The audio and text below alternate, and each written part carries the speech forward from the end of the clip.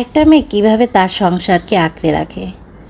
আমার মনে হয় একটা মেয়ে একদম শেষ পর্যন্ত অপেক্ষা করে তার হাজবেন্ডটা ঠিক হয়ে যাবে একদিন।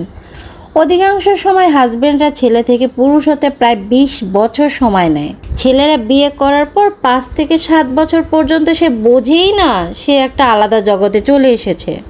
সে আর ছোট নেই, সে একজন ম্যানে পরিণত হয়েছে। তার একটা নারীর দায়িত্ব নেওয়ার বয়স হয়ে গেছে।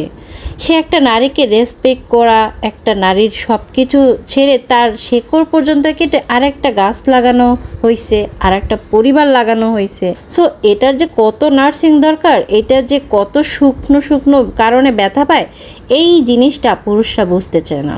এই সব কিছু বুঝতে বুঝতেই পুরুষটার সময়টা চলে যেতে থাকে।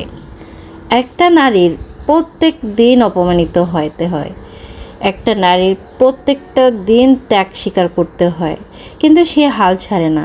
সে মনে করে কোনো একদিন আসবে যে আমার হাজবেন্ড আমাকে বুঝবে, আমাকে যত্ন করবে, আমাকে সম্মান করবে।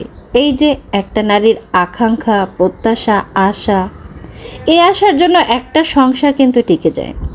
আজ না হলে কাল কেউ কেউ সেটা 30-এ পায়, কেউ আবার সেটা 90-তে বুঝে। আবার কেউ কেউ মরার আগেও বলে, বা ওই লোকটা বলে, সরি তোমার সাথে আমি অনেক অন্যায় করছি। ওই যে ঠিক আগ মোমেন্টে বলল, এতটুকুই মনে শান্তি, আলহামদুলিল্লাহ। ওই বেডা বুঝছে, বেডা পরপারে আয় দেখা হবে।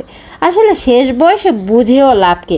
আবার কিছু কিছু লোক আছে মরার পরেও বুঝতে চায় না, ঘাটতারাই থাকে। এইসব স্বামী থাকার থেকে না থাকাই মনে হয় ভালো। যাই হোক, শেষ বয়সে যদি বুঝতে পারে তাও ভালো। আল্লাহ হেদায়েত দান করুক সবাইকেই।